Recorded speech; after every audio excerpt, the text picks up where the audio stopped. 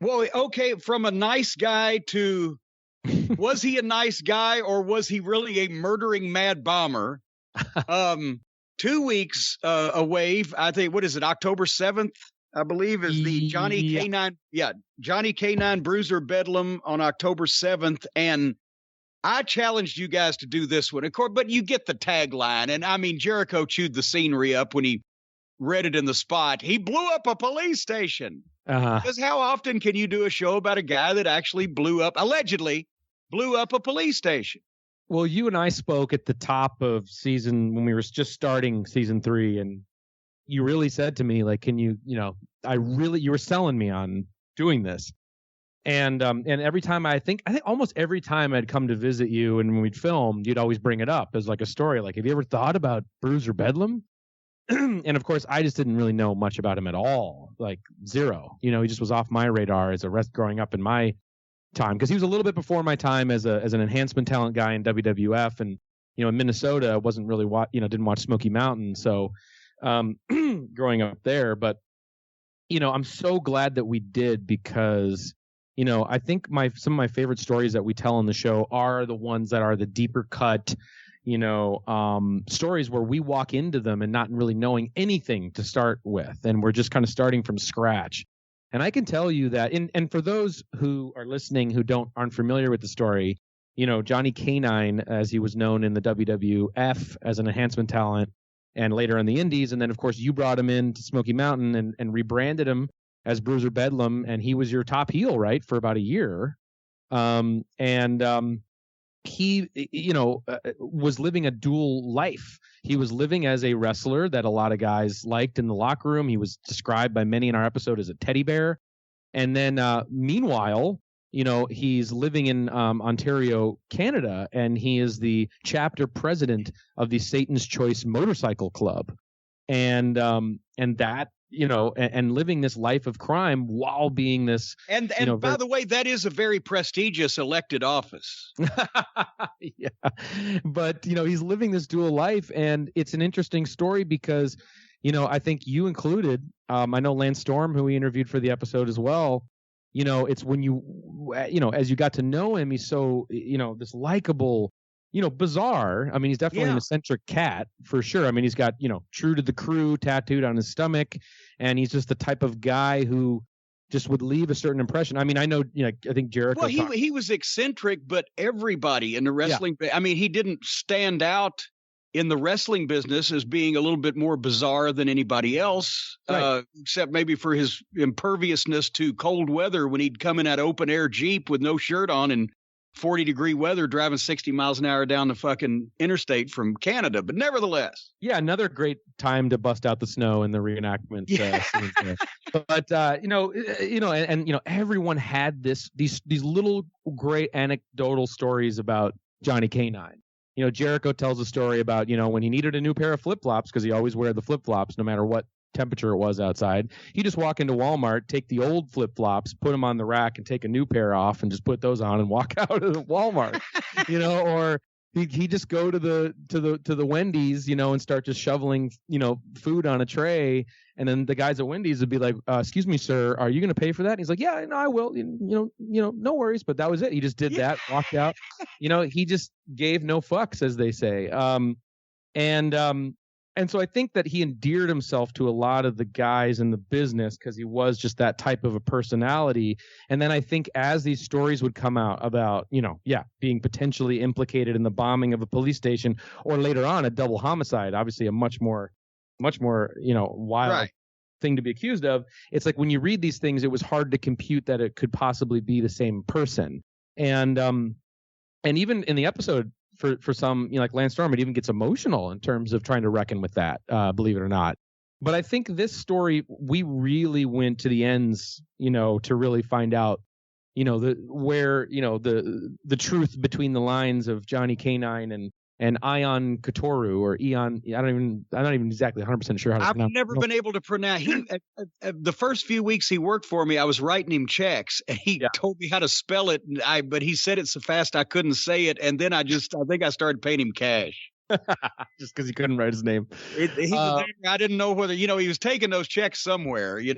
Yeah, but he Yeah, Ion Katoru. Yeah, he for us doing the episode, I mean, we talked to his wife, his former wife, who was with him through all of it, through the wrestling business, through the all the criminal stuff. She's detailing stories of when SWAT team members are kicking down their doors and arresting him and taking him away and things. It's just her perspective. Her interview is one of my favorite interviews of that episode, because she really gets into the experience of sort of being with him and being around all of that, the life of crime stuff. And for us, it's just like, from a reenactment point of view, again, it's like I never would have thought that we would in this show be shooting a sequence where we're shooting a SWAT team blasting through the side of a biker gang hideout, with M16s and laser point sights, so that was exhilarating to shoot.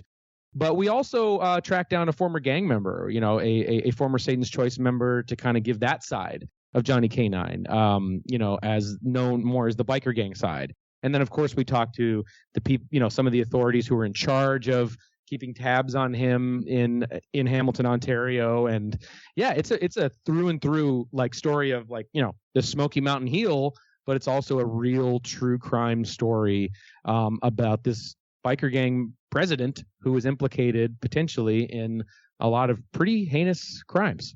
Allegedly. Terms apply. Yes. And that's what, I had heard the name Johnny K9 as, a job guy on old 80s WWF TV. And I didn't watch a lot of old 80s WWF TV, so I really had never seen him before. And me and the Heavenly Bodies made a couple of shows one weekend in Detroit out of Smoky Mountain Wrestling for Gary Woronchak, who was the promoter up there. And Johnny K9 was on the card, and I said, what a gimmick. Can this guy do anything? And I watched his match. I said, how is this guy not wrestled somewhere? and I've obviously the territories had kind of folded up and gone away. I attributed it to that. And so that's where I made the contact with him. And I came up with the idea for, just bring him in, and Johnny K9. So Bruiser Bedlam was the title of Dick the Bruiser's TV show when his company was about to fold up in the mid 80s. And I just researched that. But the only contact that I ever had with him was talking to him that night in the locker room in Michigan, calling him on the phone and booking him. And I booked him. He lived in Ontario. I said, I want to bring you in regularly. You could get a place, stay down here. Oh, I'll go back and forth, Jimmy. I'll go back and forth. And I mean, he would stay for the weekend. Sometimes he'd stay through the week at the Smoky Mountain Flophouse, but a lot of he would drive down across the border into Detroit.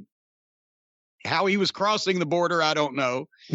and he would drive down and make the weekend shows and go back. And that's the thing, is I talked to him on the phone. He showed up 600 miles away on the date that I asked him to. He never missed a date. He was never late. He never was a problem, never had any issue with doing anything to the best of his ability, went over and above, was friendly to everybody, and he'd leave and go back. And then you hear these things and you go, that can't be the same guy that we knew, right? Yeah. Yeah. So in summation, without spoiling anything, I know I'm going to learn a lot that I didn't even know about this guy that I'm, integral in his wrestling career. Oh yeah. But do we get any closure as to whether he was really a dual personality or whether he was just one of these guys that started hanging around with a bad crowd? Yeah, I mean, do we get closure without revealing? So I'm not gonna spoil it. Okay. I mean, it's more complicated than that. I think that obviously when you're talking about a double murder, a double homicide, that's a big deal. And I think because and that case happened when he was implicated in that was I can't remember exactly, but several years after they were investigating him for it, and they actually did bring charges against him. That was many, many years after the fact. But because of his untimely death, which I think was only like 4 years ago, maybe. Yeah, it wasn't long ago. Yeah, with his passing, I think goes the closure of that story and what potentially really could have happened there. But I think with the episode, you're going to see the fact of, he has a complicated life where he comes from. his upbringing, and, kind of wanting, he always, I think, wanted to be part of that lifestyle. And that lifestyle, once you're in, and it kind of follows you wherever you go, even in and out of prison. And I think he even made comments to you kind of about that. That's the one thing because all the guys would ask about the tattoo, right? True to the crew, and in big letters across his. And he explained to us, he said, well, when he was in jail one time, all of this group of guys promised each other, decided that's what they were going to get when they got out. And then I said, well, Bruiser, I said, once you're out, I said, maybe you just changed your mind. He said, oh, no, you tell those guys you're going to do something, you do it. Or otherwise, you're in trouble. Yeah. So I'm like, okay, this guy was so scared of these people that he went and got a tattoo he didn't want just so they wouldn't get mad. I don't want to know who those people are. It's just, and also, I mean, there's so much more to the story. It was probably from like I said, a reenactment point of view, our most ambitious, which is wild to think because it's like the deepest cut. But we brought all the stops, to try and tell this story. So I'm very excited for people to discover it because, it's just, you don't hear about Johnny K-9 every day.